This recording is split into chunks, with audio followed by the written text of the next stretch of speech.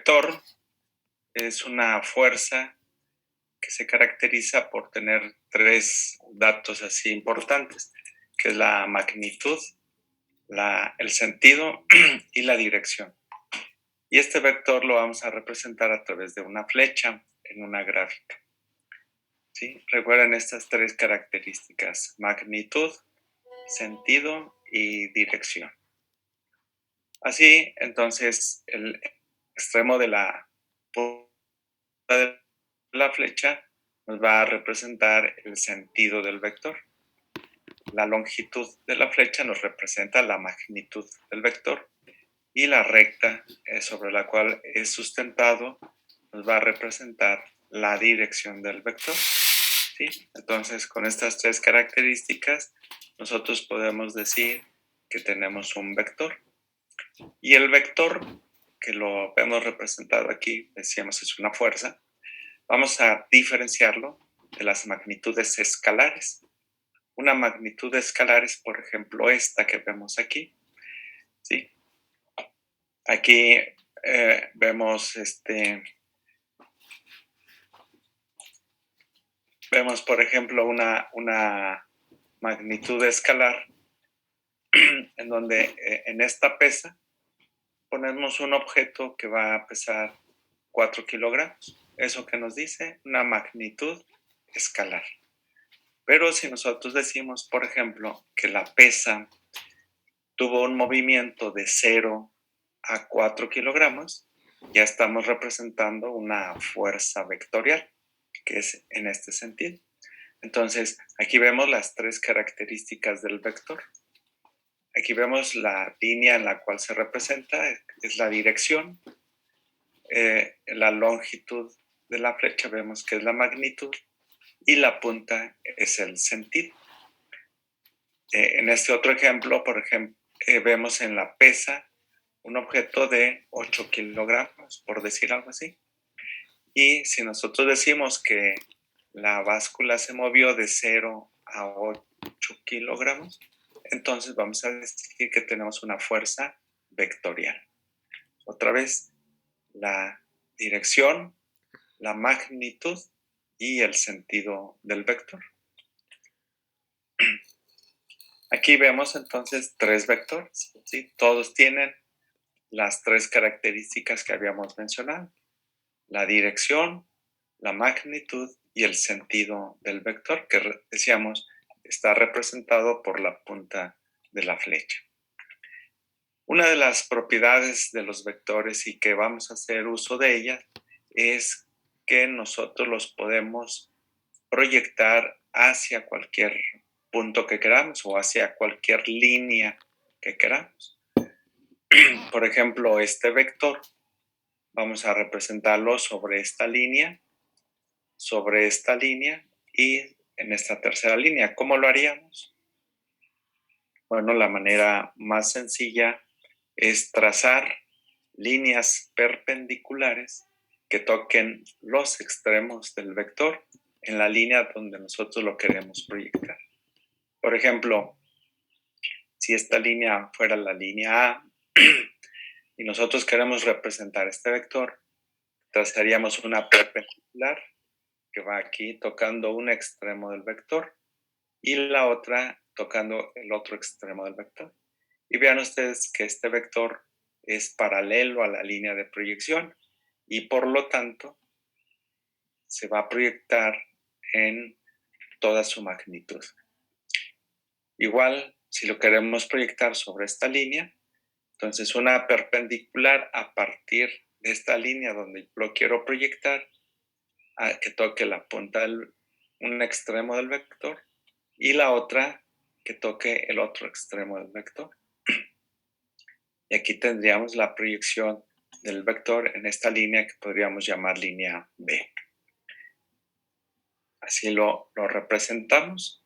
Entonces vean aquí, sería el mismo vector proyectado en esta línea que podríamos llamar A. Aquí el mismo vector en esta línea B o el mismo vector en esta línea C. Vean ustedes cómo en esta línea C el vector se va a proyectar en un solo punto, puesto que es completamente perpendicular a esta línea C. Así, entonces diríamos que este vector es isoeléctrico o perpendicular a la línea de proyección. Ahora, retomando la clase anterior, ¿se acuerdan que hablábamos de los potenciales de reposo y de acción transmembrana en esa propiedad electrofisiológica que es la excitabilidad? En esta parte de la diapositiva vemos a una célula. Si no decimos nada por los puros símbolos eléctricos, ya decimos que esta célula está en reposo o está polarizada. ¿Y por qué lo sabríamos? Acuérdense que porque tiene su carga eléctrica por dentro negativa y positiva por fuera. Ahora, si a esta célula nosotros le aplicamos una fuerza, en este caso, una fuerza vectorial de despolarización, ¿qué vamos a ver? Que la célula invierte su polaridad y entonces tendrá cargas positivas en su interior y negativas en su exterior. Y a esta célula le llamamos célula activada o despolarizada. Entonces, este vector que vemos aquí, recuerden que tiene las características, ¿sí? Lo llamaríamos como un vector de despolarización o un vector de activación. Entonces, cuando tenemos un conjunto de cargas eléctricas opuestas, una muy cerca de la otra, es a lo que llamamos dipolo. Y en este caso vamos a tener un dipolo de activación cuando la carga positiva esté hacia el frente del vector, hacia el sentido del vector, y la carga negativa por detrás. Y a la inversa, en el dipolo de recuperación, tendremos la carga negativa hacia la punta de la flecha y la positiva hacia atrás. Así entonces, cuando vemos esta célula en reposo, ¿sí? Y ya sabemos que está en reposo, nuevamente por las cargas eléctricas que tiene, le aplicamos un estímulo, en este caso un estímulo de despolarización. Vamos a ver que la célula invierte su polaridad y entonces se despolariza. Pero como a final de cuentas nosotros lo que queremos es registrar la actividad eléctrica de la célula, vamos entonces a colocar electrodos de exploración. Podemos colocar electrodos de exploración en este sitio intermedio de la célula o en el sitio final de la célula. Entonces, si nosotros vemos, por ejemplo, en esta célula, aplicáramos un vector de despolarización, vamos a ver que el vector viajaría con su extremo positivo hacia adelante y el extremo negativo hacia atrás. A manera entonces de que cuando el vector despolariza la célula, si nosotros registramos en el electrodo explorador en este sitio, vamos a ver que la deflexión positiva es la que va a influenciar al electrodo explorador y entonces vamos a tener una deflexión positiva en el trazo electrocardiográfico. Acuérdense ustedes que todo lo que sea positivo va a ir hacia arriba de la línea base y todo lo que es negativo va a ir hacia abajo de la línea basal. En este mismo ejemplo, si nosotros colocamos un electrodo explorador aquí en el punto A, vamos a ver que esta onda de despolarización lo va a estar influenciando negativamente por el extremo negativo del vector y por lo tanto vamos a tener una deflexión negativa. Si nosotros colocáramos un electrodo aquí en la parte media, tendríamos primero que el vector se va acercando al electrodo explorador y lo va a influenciar positivamente. Pero una vez que pasa por el centro de la línea, exactamente por debajo del electrodo explorador, el vector se va a ir alejando. Por lo tanto, nos irá a dar una deflexión primero positiva porque se acerca y luego negativa porque se aleja del electrodo explorador. Aquí nuevamente lo vemos como este vector va cambiando la polaridad de la célula. Y vean ustedes otro dato importante, es que cuando empieza la onda de despolarización, se genera lo que se llama un frente de onda. Es decir, que la célula se va a despolarizar en forma completa, no solo en el sitio donde se aplica el estímulo, sino en todo el espesor de la célula, lo que llamamos el frente de onda de despolarización. Y a la inversa, cuando nosotros aplicamos ahora un vector de repolarización, vamos a ver que este vector lleva en su extremo inicial, en la punta, el polo negativo. Por lo tanto, al avanzar en la célula despolarizada, ¿qué va a hacer? Invierte su carga y entonces la célula vuelve a quedar en reposo o polarizada. Y así lo mismo, si nosotros registramos la actividad eléctrica de este dipolo de recuperación, vamos a ver que al avanzar en la célula, ¿cuál es el extremo que va a influenciar a este electrodo explorador? Pues el extremo negativo. Y entonces vamos a tener una negatividad en este electrodo explorador. Pero al mismo tiempo, al alejarse de este, si colocamos aquí otro electrodo, al alejarse de él, tendríamos una influencia positiva del electrodo explorador.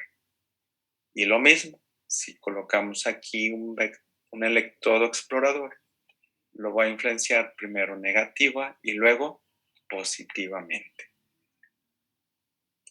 Entonces, la teoría del dipolo comprende algunos apartados que vamos a resumir en estas diapositivas.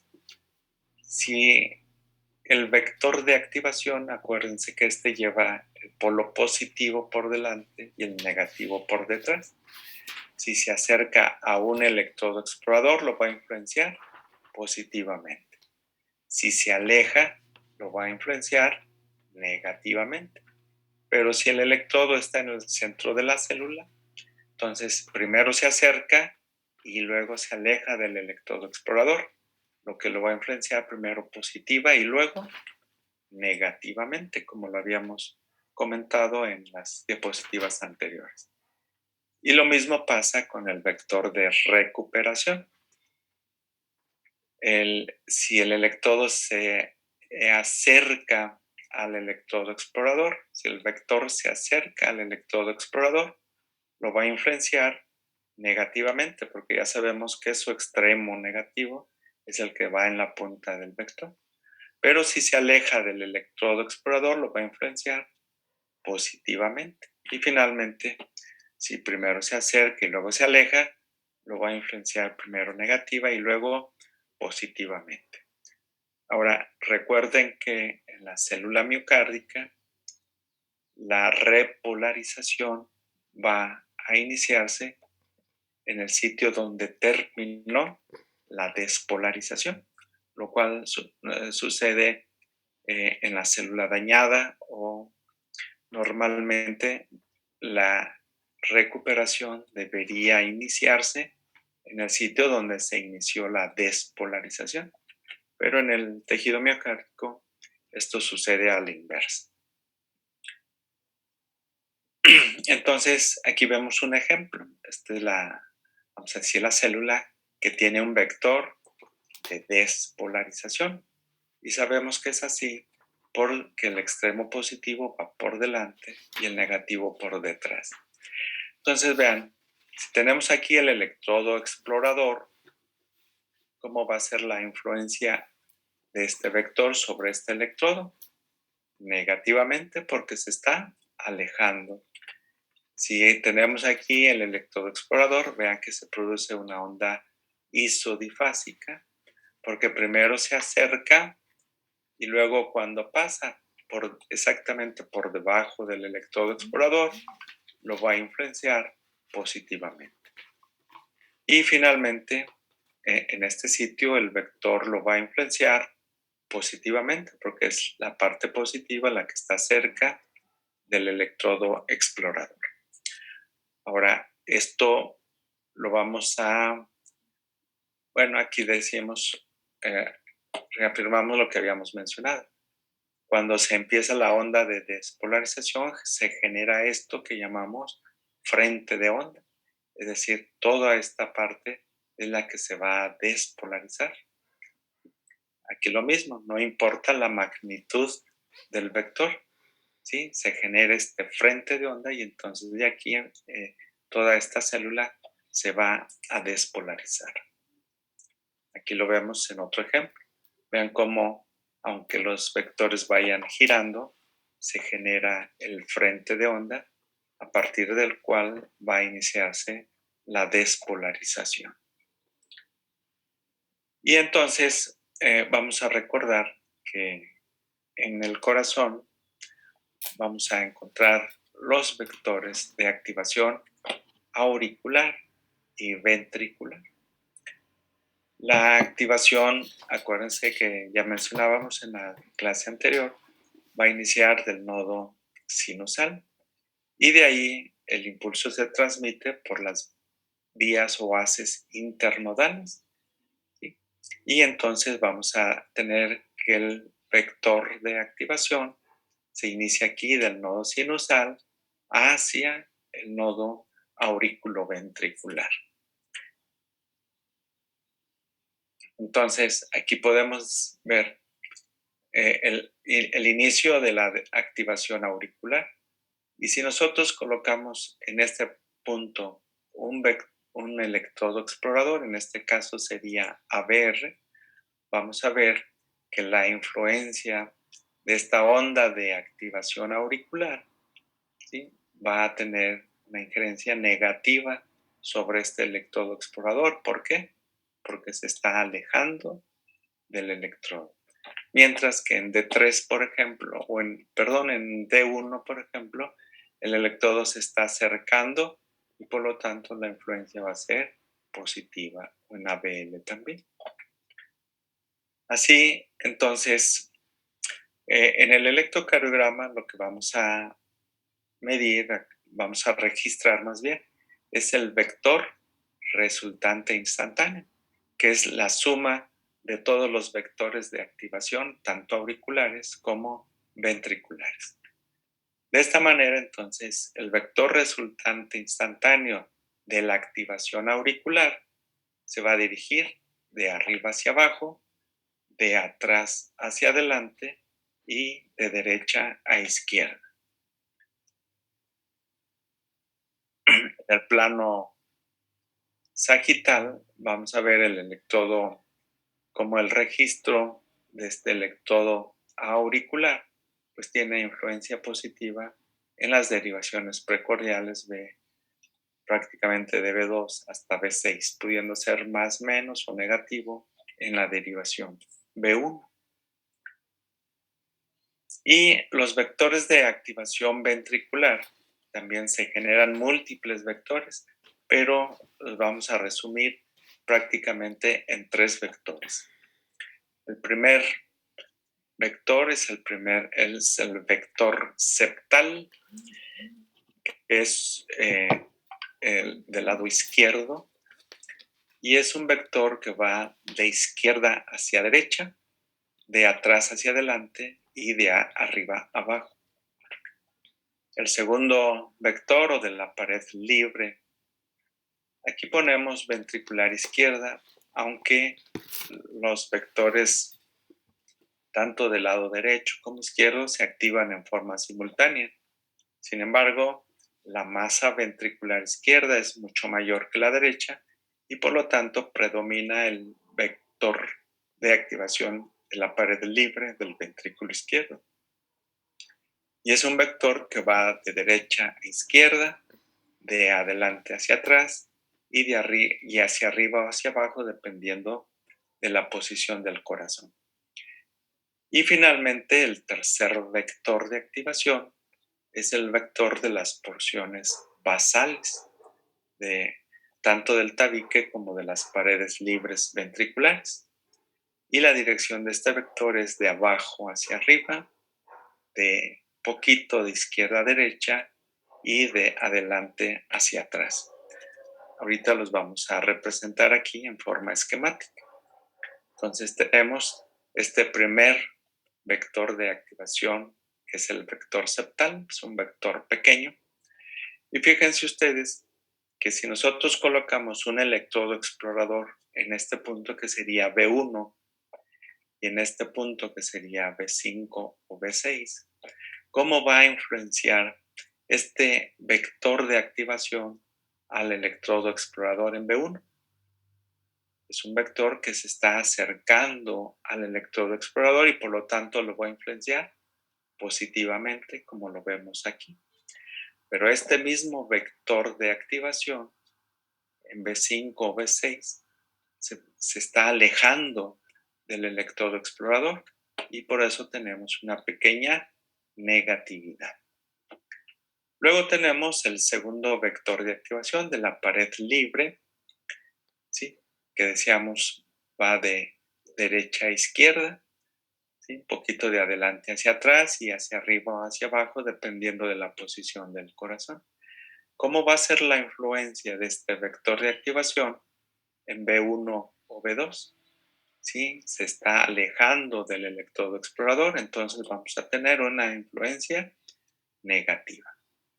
Mientras que en B5 o B6, este electrodo se está acercando al electrodo explorador y por lo tanto la influencia va a ser positiva. Y finalmente, el tercer vector es el de las porciones basales, tanto del tabique interventricular como de las paredes libres. Decíamos, un vector que va de abajo hacia arriba, un poquito de derecha a izquierda y de atrás y de adelante hacia atrás. Entonces, este vector usualmente se aleja tanto del electrodo explorador B1, por lo tanto aumenta la negatividad, y en B5 o B6, dependiendo aquí de la posición del corazón, podríamos encontrar otra pequeña deflexión negativa, sería la onda S. Recuerden que a nivel ventricular, la despolarización va de endocardio hacia epicardio. Y entonces la recuperación iría en sentido inverso, de epicardio hacia endocardio. Y entonces los vectores de recuperación van del epicardio hacia el endocardio. Entonces, si decimos que un vector de repolarización lleva su carga negativa por delante y positiva por detrás, ¿cómo va a influenciar a los electrodos exploradores? Ya decíamos, de acuerdo a la teoría del dipolo, que un vector de recuperación que se aleja de un electrodo explorador lo va a influenciar positivamente. Y entonces ya tendríamos aquí la explicación del complejo QRS en B5, B6 con su onda T positiva, como normalmente sucede, y lo mismo en B1, B2. Primer vector que se acerca, una pequeña positividad. Segundo y tercer vector que se aleja, una pequeña o una negatividad. Mientras que la recuperación, siguiendo el sentido inverso de la despolarización, se va a alejar del electrodo explorador y vamos a tener la positividad de la onda T. Así, entonces, si ustedes entienden estos dos mensajes de vector y dipolo, podrían entonces explicar por qué la morfología de las derivaciones precordiales B1, B2, B5 y B6. Y aquí tendríamos en el centro las derivaciones precordiales B3, B4, en donde vamos a encontrar habitualmente complejos isodifásicos, porque aquí los vectores de activación se van a acercar y alejar dependiendo de la posición del corazón. Nuevamente. Y aquí otra vez ejemplificamos el primer vector septal. Luego tenemos el segundo vector, pero decíamos que como la fuerza del ventrículo izquierdo, por la mayor masa muscular que tiene, predomina, hablamos de un segundo vector izquierdo. Por eso decíamos que la dirección va de derecha a izquierda. Y finalmente el tercer vector, que decíamos son los vectores basales, tanto del septum como de las paredes libres de ambos ventrículos.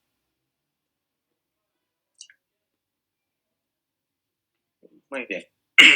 Creo que hasta aquí vamos a dejar esta clase y en la próxima hablaremos del siguiente tema, que es el triángulo de Beethoven. No sé si quisieran hacer algún comentario. Tenemos un poquito de tiempo para alguna pregunta.